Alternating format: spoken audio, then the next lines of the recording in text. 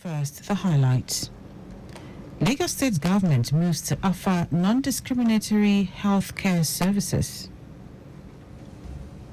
FRC proposes jail terms, other measures to deter reckless driving on roads, highways. On the foreign scene, floods cause widespread devastation in Nairobi, Kenya. And in sport, Nigeria's Golden Eaglets plays 1-1 draw with Miracle Academy in pre-Waffle friendly. Now the details. I am Dele Agadumo.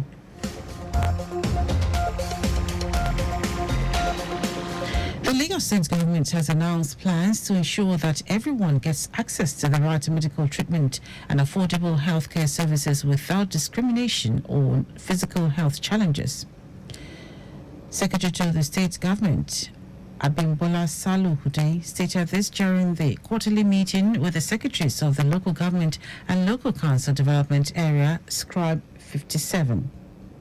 Saluhude said the present administration is ready to ensure that no one is left behind for the progress and development of local government areas and the state in general.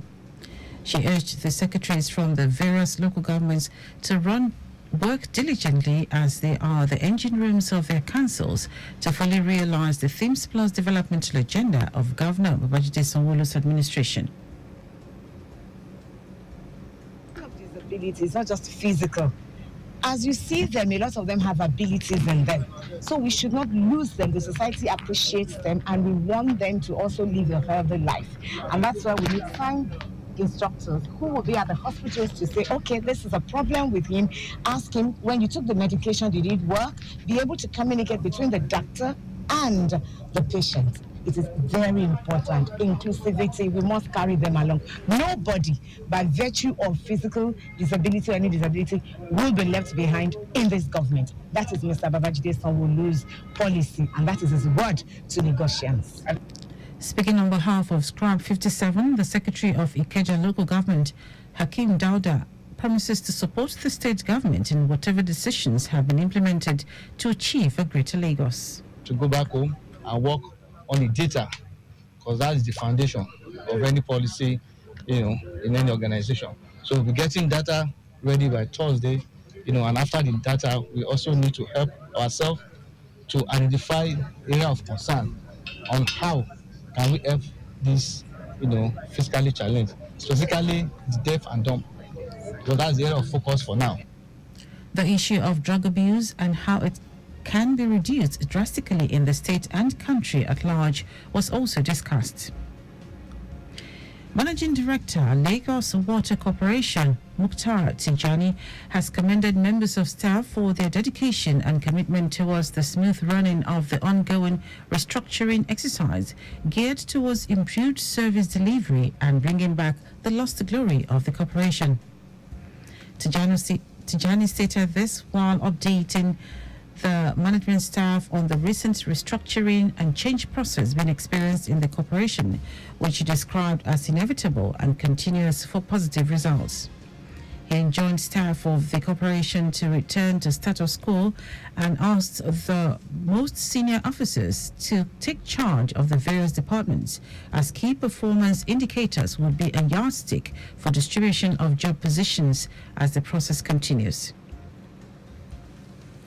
Delta State Governor Sheriff Oborewori has inaugurated a committee to see to the resettlement of the displaced people of Okwama community in Ughelli South local government area of the state.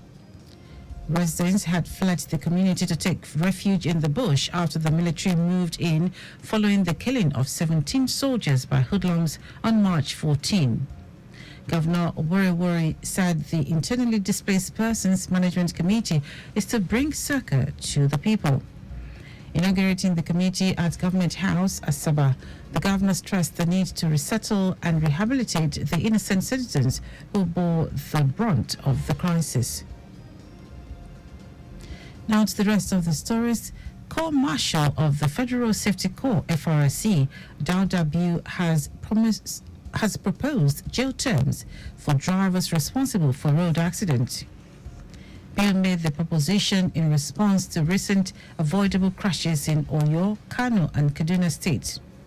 Speaking at a press conference in Abuja, he stated that the FRC had urged all state governments to prosecute drivers for violating road laws, stressing the need for stringent penalties, including jail terms without the option of fines to deter reckless driving.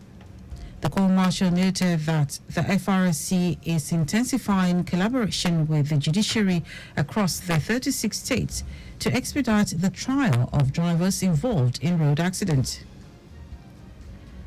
The Economic and Financial Crimes Commission, EFCC, has filed a notice of withdrawal to discontinue an appeal against an order of a Kogi High Court restraining it from arresting the immediate past governor of Kogi State, Yahaya Bello. In the notice filed on April 22, the EFCC said the withdrawal is predicated on the fact that events have overtaken the appeal. It also admits that the appeal was filed out of the time allowed by law. The EFCC is prosecuting Bello on 19 counts bordering on alleged money laundering, breach of trust, and misappropriation of funds to the tune of 80.2 billion naira. Today is World Malaria Day. In the face of a dual threat of anti-malarial drug resistance and COVID-19, countries of the Greater Mekong sub-region have also made major strides towards their shared goal of elimination by 2030. In the 6 countries of the sub-region, the reported number of malaria cases fell by 97% between 2000 and 2020, while malaria deaths were reduced by more than 99% in the same period of time. Ahead of the World Malaria Day, country leaders, frontline health workers, and global partners came together in a virtual forum held on April 21 to share experiences and reflections on efforts to reach the target of zero malaria. This year, the World Health Organization, WHO, and partners will mark the day by celebrating the achievements of countries that are approaching and achieving malaria elimination. They will also provide inspiration for all nations that are working to stamp out this deadly disease and improve the health and livelihoods of their populations. In our foreign news, heavy rain has pounded Kenya in recent days, causing widespread devastation. The United Nations says at least 32 people have lost their lives and more than 40,000 have been forced from their homes because of the rain and flooding. Representative of UN, Edwin Sifuna, who oversees Nairobi County, posted footage showing an entire neighborhood flooded, where residents can be seen trapped on the roofs of their homes. He said the situation in Nairobi has escalated to extreme levels and the county government, for all its efforts, is clearly overwhelmed. Hence, the need for all national emergency services to be mobilized to save lives. In our sport, Nigeria's under-17 men's team, Golden Eaglets, has played a 1-1 draw against Miracle Academy from Abia State in a friendly at the FIFA Goal Project pitch inside the Moshood Abiola National Stadium in Abuja. The game is one of the friendlies lined up to prepare the team for their WAFU B Under-17 Cup of Nations title defense in Ghana next month. The Eaglets players will begin their campaign in Group B against Burkina Faso, Niger Republic, and Togo. The team has so far played 3 tune-up matches, winning 1 with 2 draws, plus 6 goals scored and 4 goals conceded. And that ends our news at noon. Just before we go, please do not drive beyond specified speed limits. You can follow us and like all our various social media platforms: X, Traffic Radio 961, Instagram, Lagos Traffic Radio 961. Subscribe and watch our news and programs live on YouTube at Traffic Radio 961. You can also visit our website at trafficradio961.ng. Did you know that the Sanwo-Olu administration renovated 5 libraries at Badagry, Etiosa, Amawodofin, and Ikorodu? Can get more details on the Lagos State Government website. To end the news are the highlights of the major stories.